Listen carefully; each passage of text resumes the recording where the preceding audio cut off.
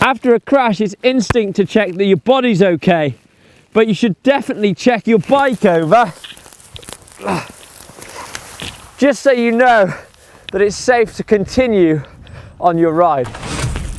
One of the most common types of crash is a simple slide out. Now this usually results in all of your problems being up here on the handlebars. As you can see, my stem is slightly out of line. So to address this, simply get an Allen key, undo the bolts on the side of the stem, twist the stem back into line. Your bike will be really difficult to ride if your stem is not straight. When your bike goes down like this, your grips are going to dig in the ground. So damaging the end of your grips is really commonplace. Tearing the ends of them, or even if you have bar end plugs, sometimes they can become loose, or you'll even lose them and find them on the floor. So check you've got those in, your grips are not damaged in any way that's going to prevent you carrying on riding. Now on to brake levers. They do tend to take a bit of a battering in crashes. People do like to run them slightly looser, that in the event of a crash, the lever can slide up or down, and therefore you don't bend or break your lever. People are concerned with carbon bars that when the lever slides around, it can score the bar, possibly weaken it.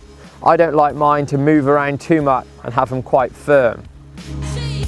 Now let's have a think about cables. Now hopefully your bike's set up well enough that you have enough slack where that could happen without damaging or pulling them from their points on the bike. It's a good idea just to check all the places where they do connect into your internal routing or into your cable guides, that they're all fine, not kinked or damaged and need replacing.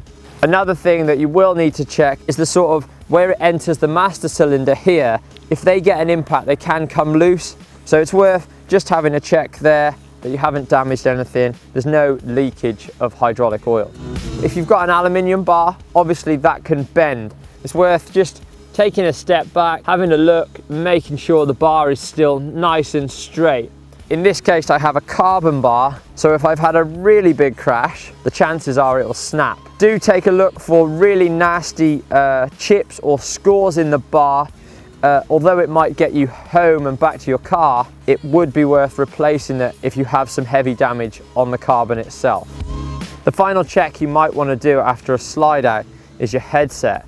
They can come loose if you've had a slight impact on the front end. Simply apply the front brake, hold your fingers around the headset there and just slowly rock it back and forth. If you've got any play there, you'll need to undo the stem bolts on the side and just tighten down the stem cap in the middle. Don't forget, you will need to re-tighten your two stem bolts so your bars do not twist. So what if you've had a bigger crash? Well, first and foremost, I would check the frame, just visually looking to see for any damage. Also, you want to check that your suspension still works nice and smoothly. That all works great, so you're all good. Now to check the front fork. So what do you check for? Well, alignment of the fork. If you see the lower legs are slightly out of sync, you know you might have bent the fork. Cycle the fork through, make sure that it still moves nice and freely. If it has any stiction at all, you've probably done some damage to it, and I'd get that checked out.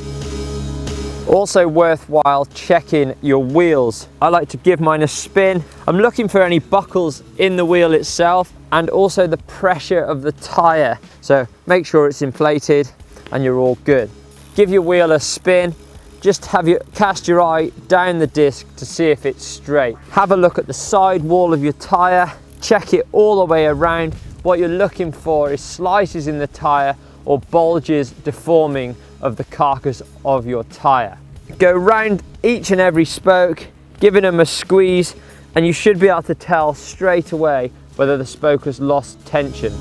So while I'm down here, I can cast my eye along the dropout, checking the derailleur is nice and straight and I haven't done any damage to that during the crash. So that's it, that was a pretty thorough check. Once you get back on your bike, I would advise taking it steady for sort of 5 to 10 minutes, trying to feel out if you can feel anything that's sort of untoward with your bike. When you get home, I'd advise giving the bike a good wash down, cast your eye over it and give it nut and bolt check to make sure everything's nice and tight and your bike's ready for your next ride. That's it.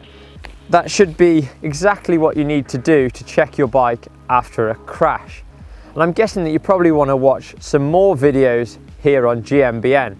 If you click up here, that'll get you through to what mountain bike for what discipline. And for more mechanicals, just click in here and that'll get you through to our mechanical playlist. And don't forget, subscribe to the channel and you will never miss a video.